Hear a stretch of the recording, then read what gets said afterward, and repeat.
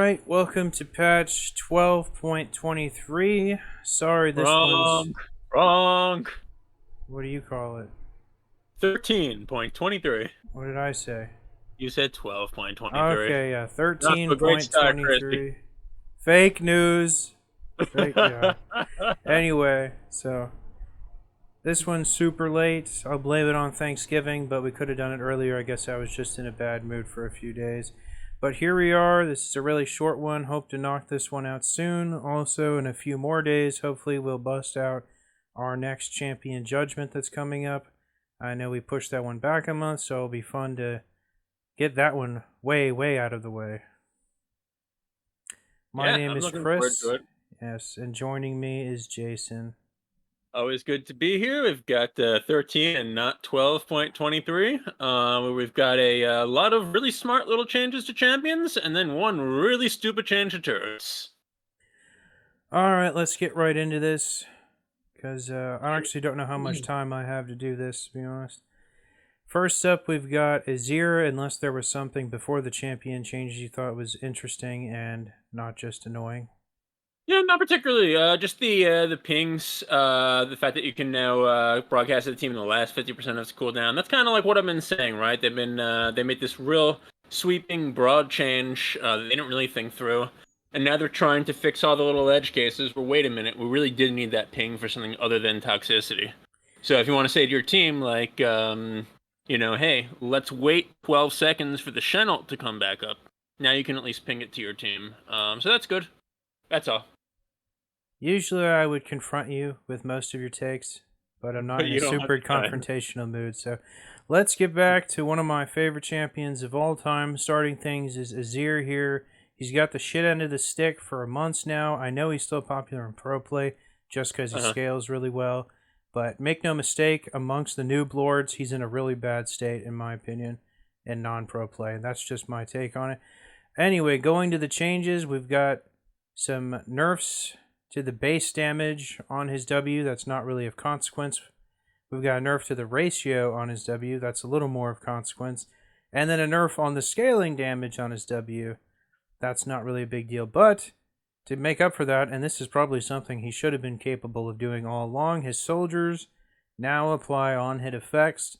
And aside from Nashor's, I don't really see this being incredibly useful because I just don't think he'd scale well off of all the other goofy on-hit effects. So this is basically just a Nashor's only kind of thing. Yeah, like so the first three things are significant together, a significant nerf to the soldier damage, and he has actually like I play in like medium elo skilled games, and he's been relatively strong when a good player has played him in the games where I've seen him.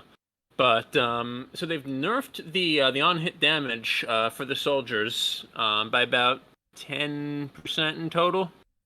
5 to 10%, and then they're giving this new like 50% on hit on attack effects.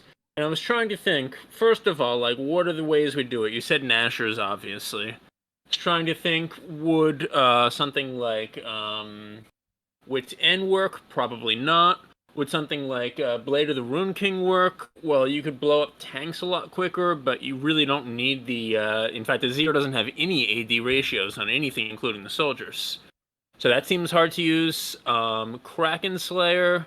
Kraken Slayer could work because while you can't use the critical strike in any way, as far as I'm aware, the attack speed is very useful for him, and that's a lot of on-hit damage that you'd be able to proc at 50% multiple times from multiple soldiers. That's the other one that I think maybe would work in a cheesy way, but essentially what they've done here is they've either nerfed him and given him like something that is just useless and a trap to compensate. Oh, which isn't a good way to do it. Let me just finish it up. Okay. Or they've nerfed his standard builds and then opened up all types of like cheese that will be like super effective for these these cheesy on hit builds and completely blown his balance out of whack. I'm not sure which one it is, but neither one seems like a particularly good idea. Go ahead. Something just occurred to me that actually Uh-huh. makes this seem way more useful, Uh-huh. and that's Lichbane. Whereas before, he would actually have to use a real auto attack to apply it. Now he can just do a W, just do a Q, and the next soldier will just apply a Lich Bane. Yeah, And so so that Lichbane actually is makes infinitely more sense. That even, yeah, with that and Nashor's, that actually doesn't seem stupid. okay. So Lichbane or the Sheen items are considered on attack, I think. Well, it's both, so whatever. It's on hit, I'm I don't pretty sure. It's I don't think it's melee. It's on technically on attack hit. for melee. It's range for on Okay. hit. I'm pretty sure for the Sheen Oh, items. that works. Okay. So yeah, that would be interesting. Lichbane. Well, if you've played any Um, amount of Azir, you'd know how many times you press W, so it'd be easy to get a lot of procs on this guy. yeah, and he's not the type of champ that needs to burst you with everything at once, right? He can hit you, back off, hit you a couple seconds later with another Lichbane attack. Oh yeah, he's all about the long fights.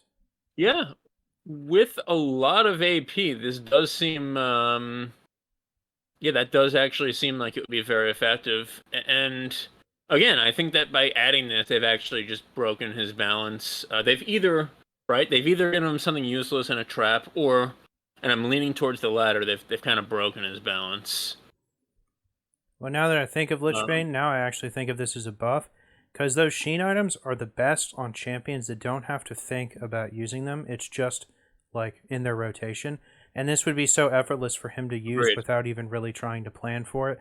Because his W Agreed. is on a really low cooldown, and his Q gets on a low cooldown, so you wouldn't even really have to think much about working it in or thinking about the internal cooldown. You would just be using it over and over and over. Yeah, like at a really high level, you'd be thinking about trying to space out your skill usage to get that 1.5 second timer. But like you said, even if you're not doing that and min maxing it, you're still getting a lot of damage from the Sheen item either way. So yeah, this is the one change in this patch champion wise that I think was very foolish. We'll see how many more times he needs to appear in the patch notes in season 14. I think it'd only be foolish if people try building him like Katarina has become, you know? Well, I mean, it can also be foolish if they basically make it so that they have to like balance items around this one champ. Yeah, I can see that. All Yeah. right, let's move on to Briar. We got 20 less base health and another nerf on the second part of her W, where she gets off that incredibly strong modified auto attack. Less health, missing health damage, and another nerf on the ratio. This is still, make no mistake, a very strong ability. Yeah, Percentage attacks always are. it is, and this is a big nerf, because that's 2.5 instead of 3.5% of the maximum health. I think missing health or maximum health per 100 bonus AD. You're talking, it was 14%. In a lot of cases, late game, just on the W, right? Just on the W enhanced auto, and that's just the AD ratio. That's just the health part. Like, um, you know, this one auto attack in itself was often doing like 25-30% of a tank's health. It was ridiculous. Briar, like I said when we reviewed her when she came out, it was going to be a very, very, very hard champ to balance, and I declared that they missed the mark, and I was right. Not to be too self-congratulatory, but yeah, this is just a hard design to make work for a champ, I and think, they're like paying the most price, things, having to nerf her over and over. I think it's a matter of opinion. I personally think that the stage she came out in was not horribly imbalanced. That's my They've personal had to opinion. nerf her over and over and over and over. I know, but even choosing to nerf a champion is in itself a matter of opinion. You know, Well, I mean, yeah, but the statistics also spoke for themselves. that's just my take on it. Um, I didn't think yeah, she was and, that and great. and Briar usually builds lethality now, especially when she gets ahead. Just the base damages were so big, and the fact that these lethality items have a lot of AD on them more than they used to. Just put her skills damage because of those super 100% ratios, way off the charts. So the fact that she's getting these huge ratios plus the lethality component just makes her just way too good. And yeah, I mean, look, They brought her out in the state she was in. They're not going to rework her immediately. So problematic as she is, they're going in the right direction here. All right, let's move this She's still a along a strong champ. little. Yeah. Next up, we've got Draven, and I honestly thought his ultimate already did this, but if it didn't, this actually makes more sense. Now you can get hit by the projectile that presumably returns and changes position based on his corpse after he dies. So that's cool. Yeah. So it did come back to his corpse if it turned like back to him before he died, but now it'll always come back. I think that's how it worked. That makes sense. So it is like a boomerang effect, so whatever. Yep. Yeah, it's kind of cool. This is good. Next up, we've got Janna, and you don't want to talk about Elise? Because I think this is actually a real nerf. Okay. And then we got a tweak with her passive, the conversion of movement speed to attack damage.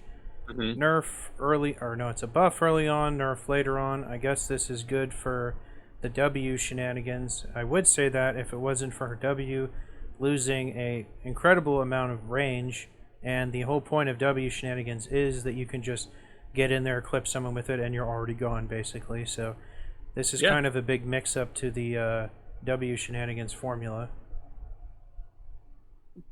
Yeah, so 125 units is a lot for range. For comparison, when they made Tryndamere the complete top lane cheese lord, that was a 50 unit buff on his auto attack.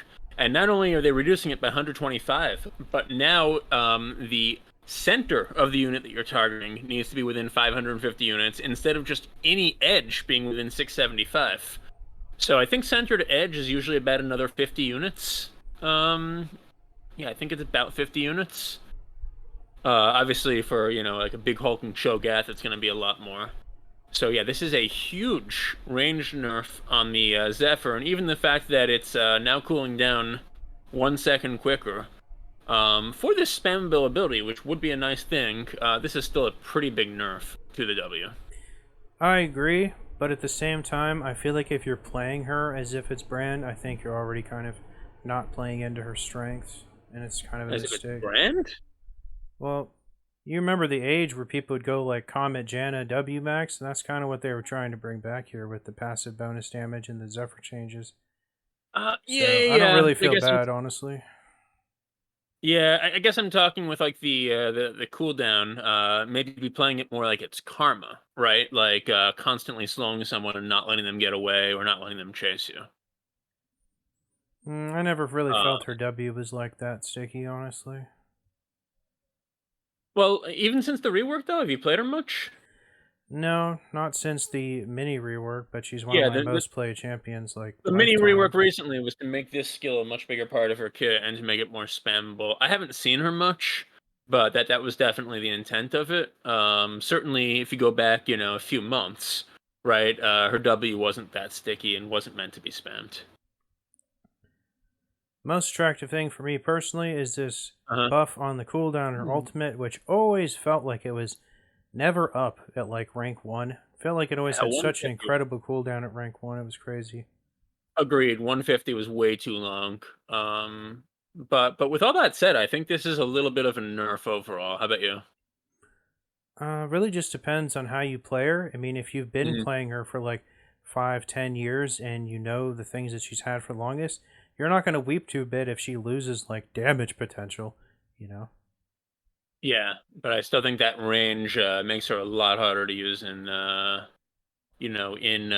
like closely contested fights, particularly where there's going to be a lot of damage flying around. I feel like she needs that safety. Yep. All right, next up we've got Jarvan with increasing the cooldown on his Q. I don't know where this is coming from, but I do know top Jarvan is a cheese lord.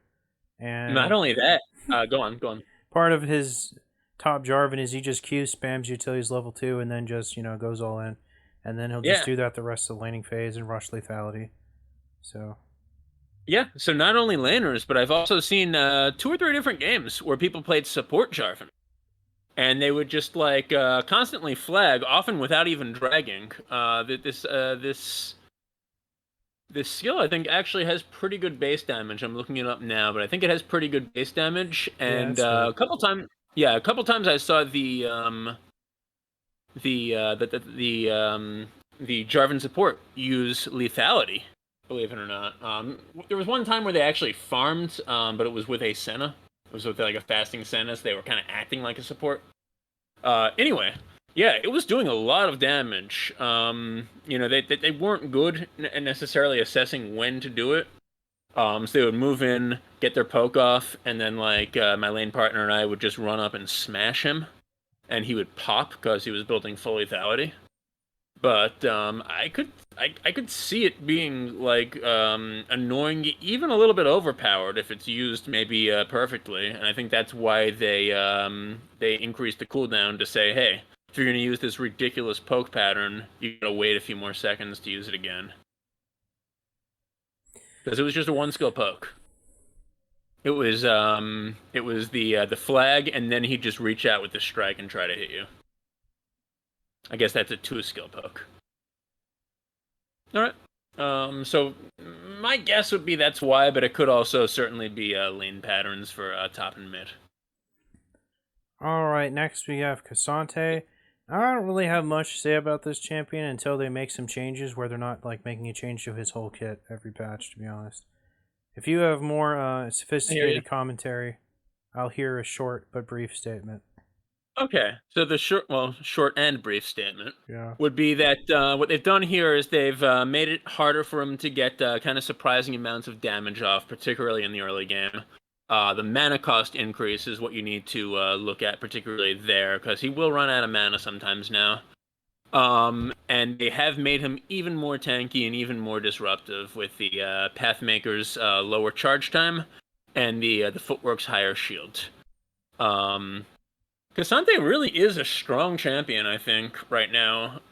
Because he is one of the few champions, one of the few tanky top lane champions in the game that can not only get to some of the overpowered ADCs by himself, but also actually kill them by himself over an extended fight.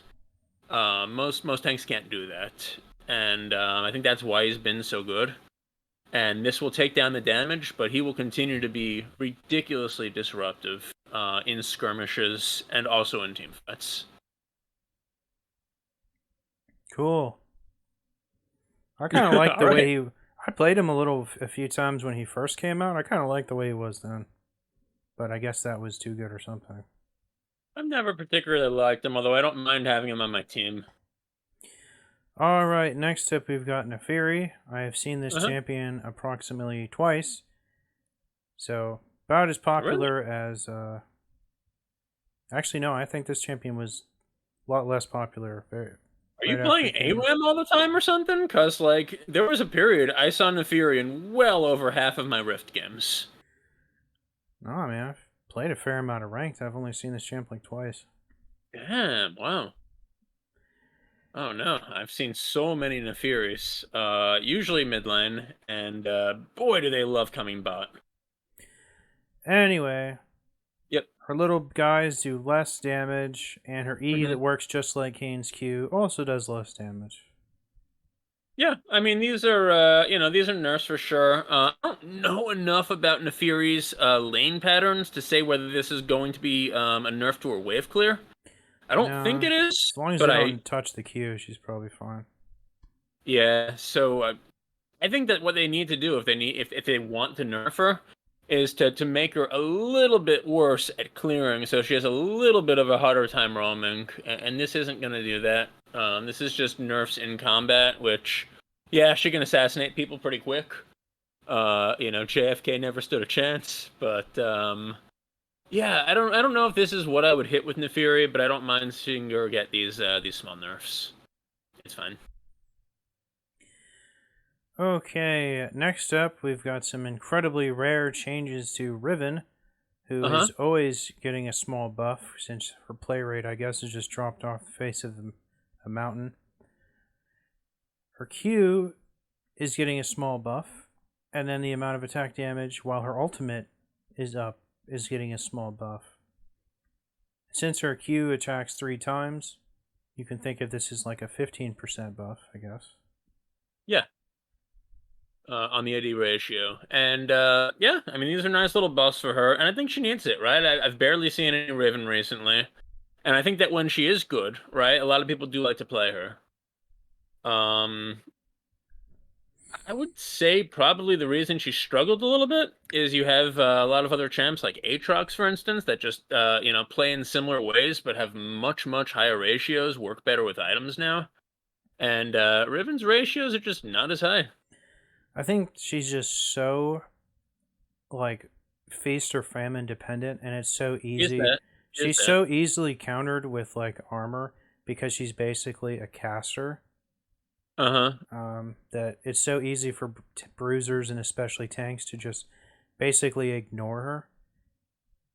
You know? Yeah, she's one of like the like three top lane champs now that don't have like two different ways to like pierce armor or do max health damage. And she's also hard to like contribute with in the late game, like Lee Sin.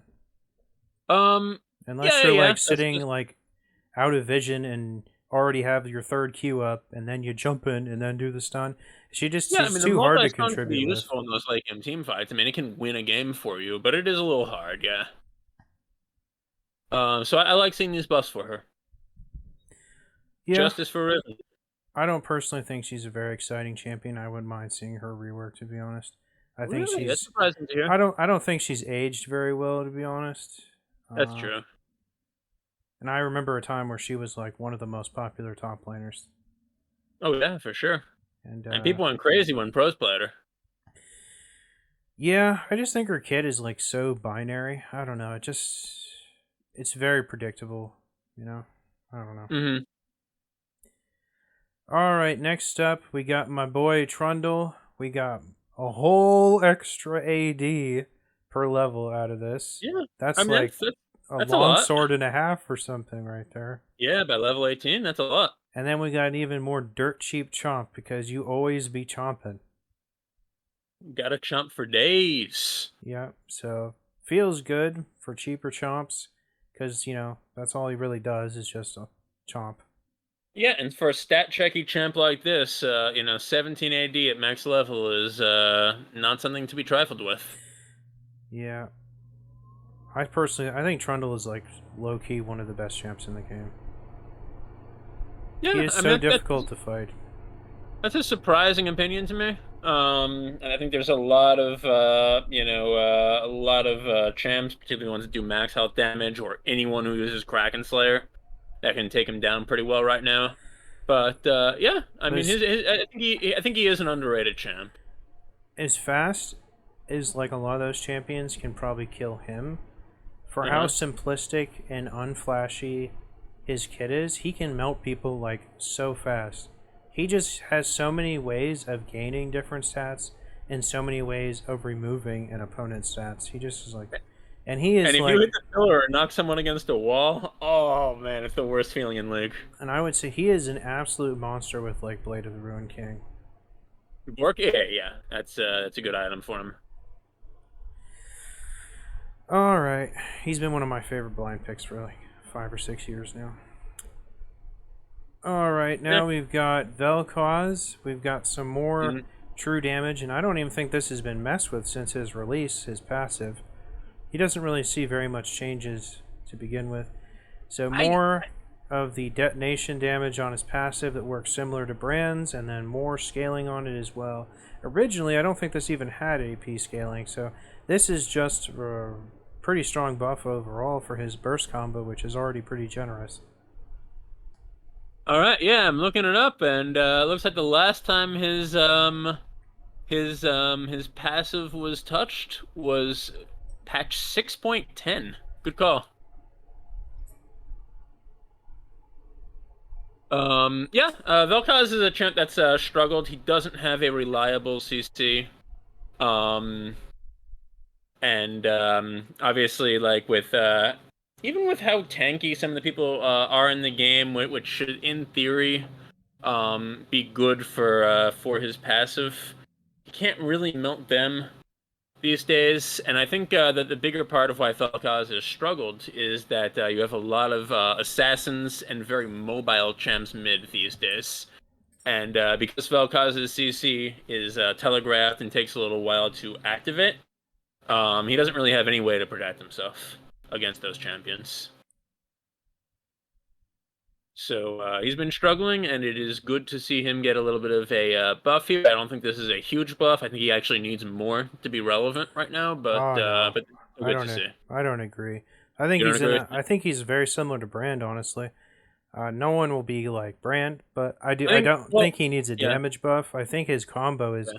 quite devastating, and a lot of that comes from just the absurd base numbers on his ultimate, which always means that even if he doesn't have a lot of AP, his burst combo is just absolutely bonkers. And then when he does have AP, it's just Mhm. even more silly. I think this is a huge buff to someone who already had a very lethal. As soon as you hit 6, you're like one and done, like combo. Well, it's just a flat 10% damage that's dealt extra, right? It's not like it's like per tick or anything. No, it's just 10%. Yeah, I don't think this is because you do, and I agree with you that Vel'Koz is a similar champion to Brand in a lot of ways. But Brand has been buffed many times over the last year, as these types of champs have started to stomp Brand. And I think that's a big part of why Brand has been getting the buzz. Vel'Koz just hasn't seen as many. Maybe that's because he And was in a pretty consistent place.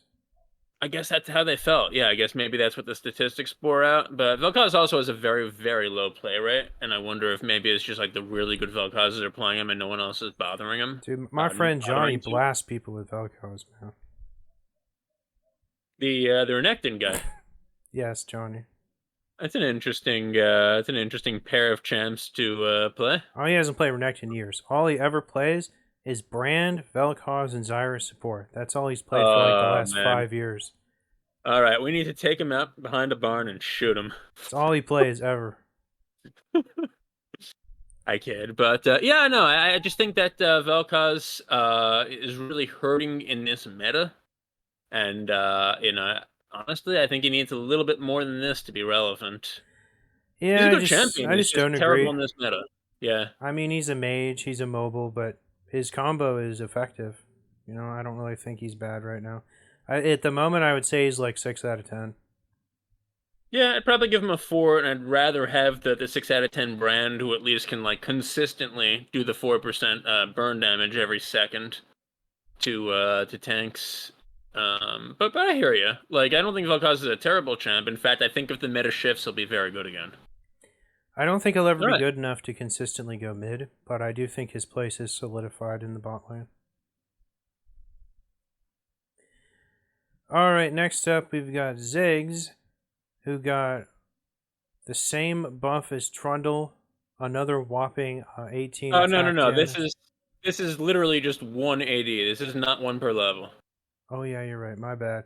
Okay, well that passive damage is really gonna be potent in at level Ah, 1. shut up. Read the other two things. And then we've got a slightly less a nerf to his bouncing bomb. This is actually hugely consequential because he only needs like an amp tome to one hit the caster minions when he's at rank 5 bouncing bomb. So Agreed. this might actually push him below that. So he might need a finished item or a rod or blasting wand. Did I say amp tome? You said amp tome. Right now he only needs level 5 and an amp tome. Yeah. And then the satchel charge also higher cooldown and mana at level 1. And that means less safety as well as a little bit less annoying harass. That I'm Uh, probably fine with because that is a very niche but effective ability. Yeah, and it should be one that you have to actually save for when you're in trouble. I like these changes. I like these changes. I've seen a bunch of Ziggs bot lane in the last few patches. It's really annoying. I don't like that, and I'm happy to see him nerfed. Just the amount of like serious poke damage they can do, like actually threatening kills with the right engage supports, and the fact that he can do it without even putting himself in danger, do that long range. And the worst part about it is if they poke you down and you have to go back to base, and then they get like the first like 3 plates of your turret, and now you think your turret's safe because it has all this bonus resistance. No, he just walks up and satchel charges it, and it's gone. Then he goes mid lane and does the same thing. So I'm Giving him happy a to see little these too type much of- credit. He can only execute the turrets when they're already like a Death's Door for one. It's about 1.5 plates, I think, is what it'll destroy.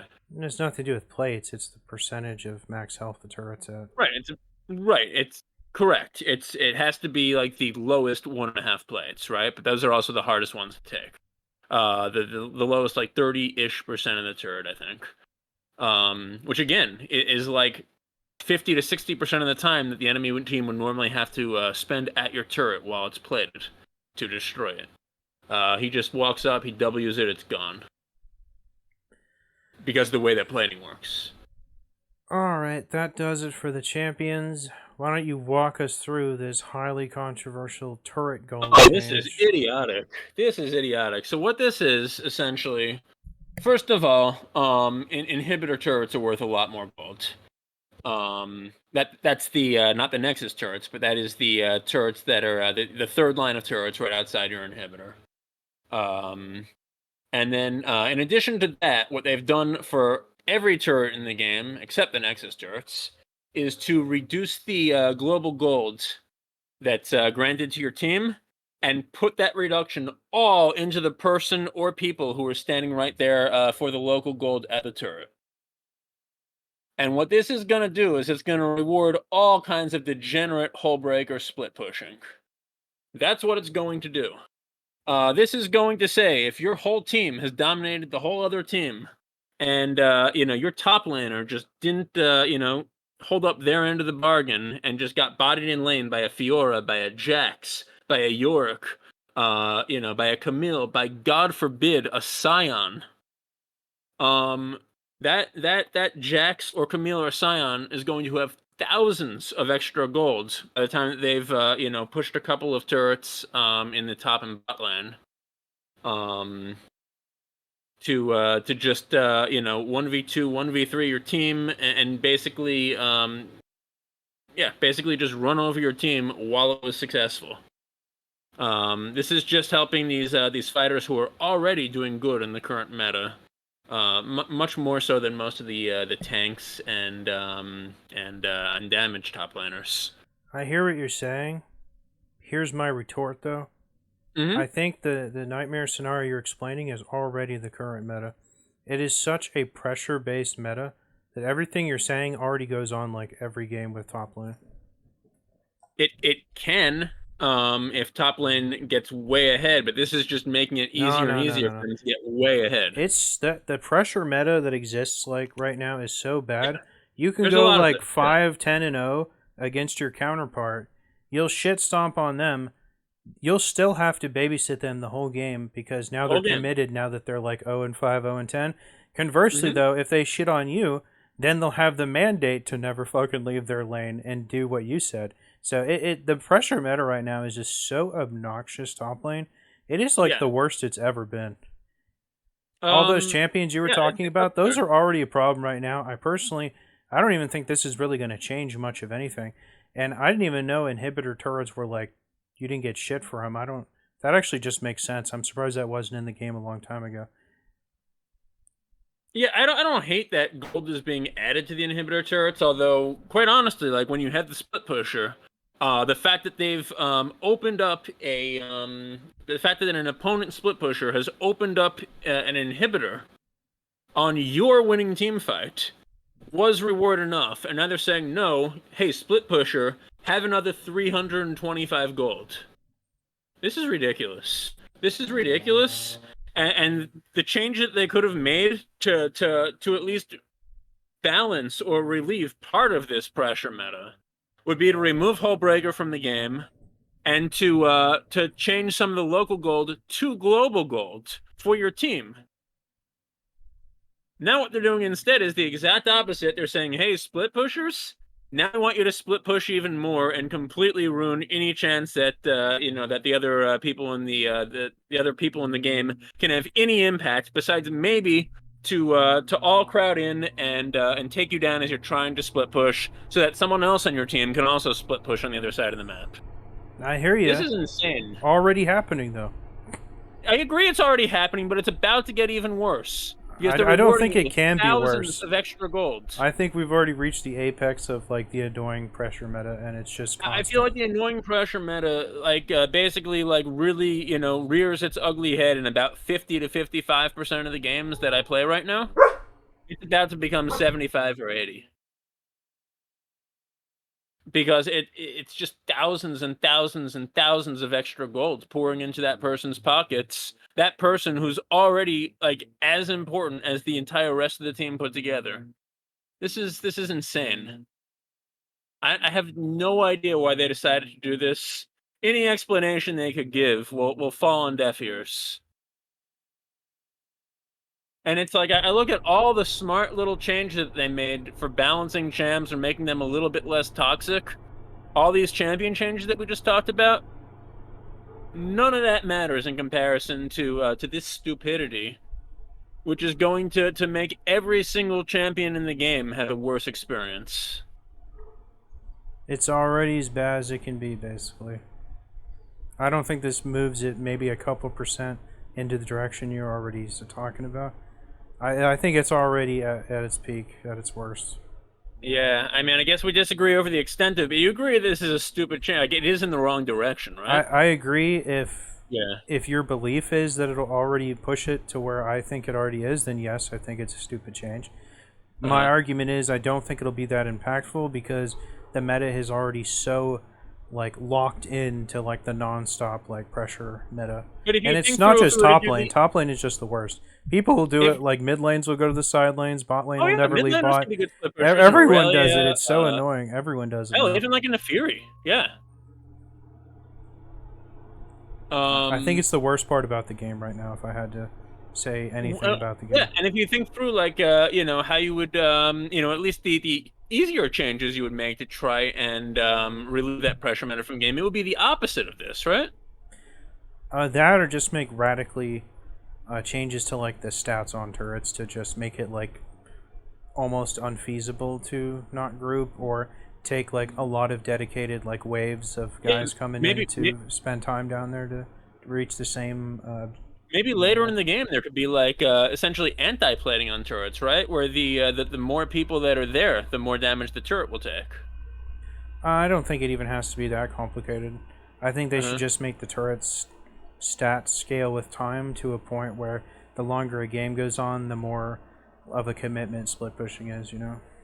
Yeah, I mean there are all kinds of things that can be done, and it is mind-boggling to see, probably one person on the balance team just decide, hey, I really like the split pushing thing. I love, inting on Scion and going 1-16 and winning the game.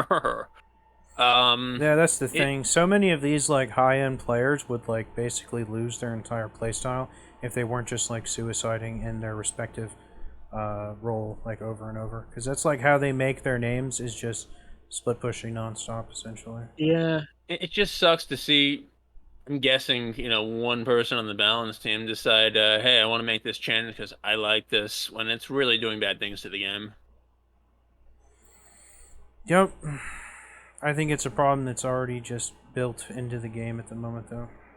No, I completely agree with you, but you think about the fact that like we've been playing for over a decade now, and there have been times in the past where the split push was a really big thing, and there have been times in the past that it wasn't a big thing. Right? It comes, it goes, it comes, it goes, and it's not like it's something that's just baked into the game. Right? The ability to split push, to try and pressure, is always baked into the game, but the effectiveness of it depends on these sometimes small changes to the amount of gold that the turrets give out, the way that the turrets take damage, the death timers, and the essentially how much you're punished for being picked off. All kinds of little changes like that really determine whether the split push is going to be meta or not, and that's why we've seen it in meta several times and out of meta several times. It comes and goes in cycles.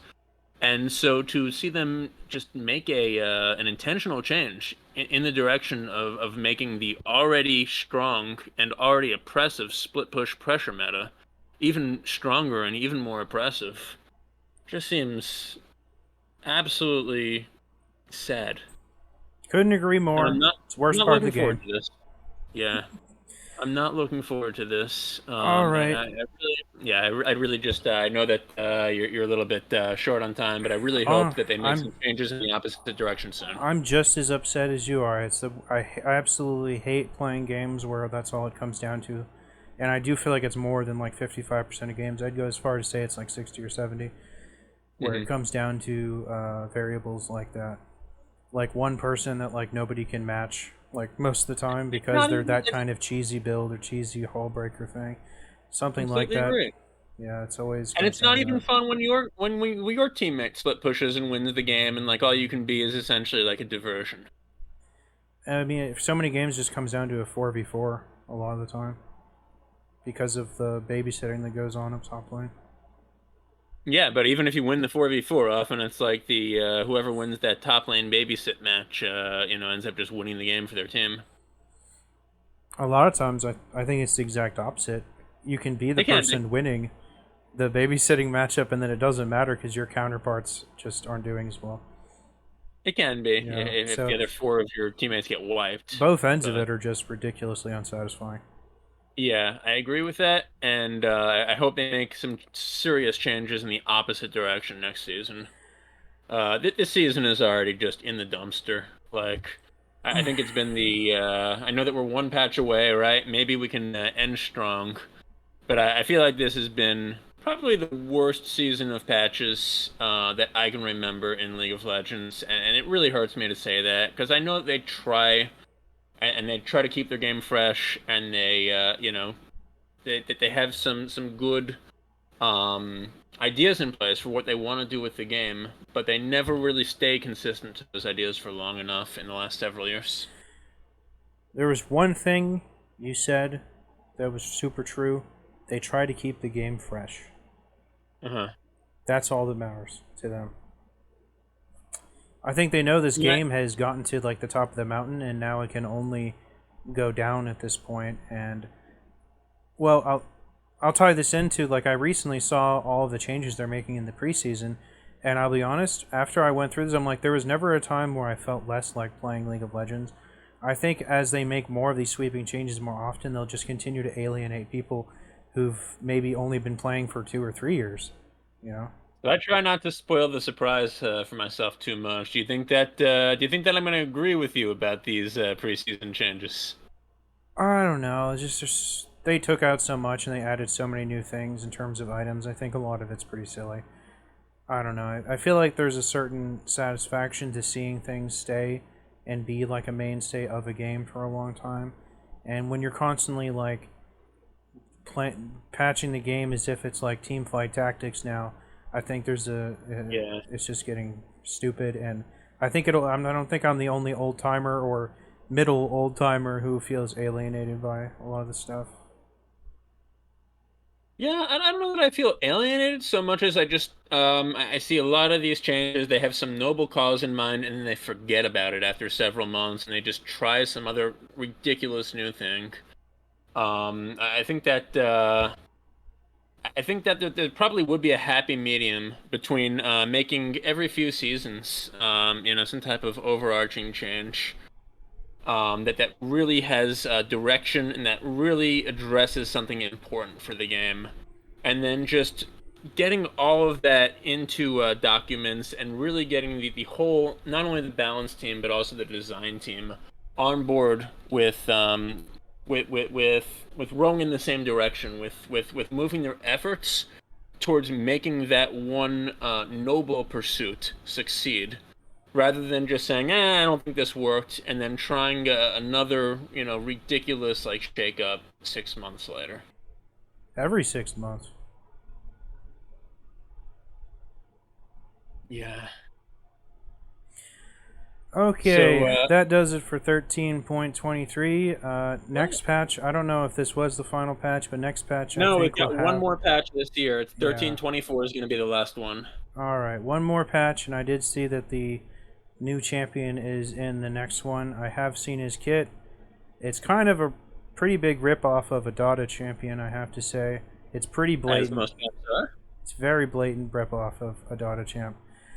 But I look forward to reviewing it, and that'll about do it for this short one. I'm glad it didn't take us an hour and a half. Oh god, if this took us an hour and a half, I'd just be like, I quit.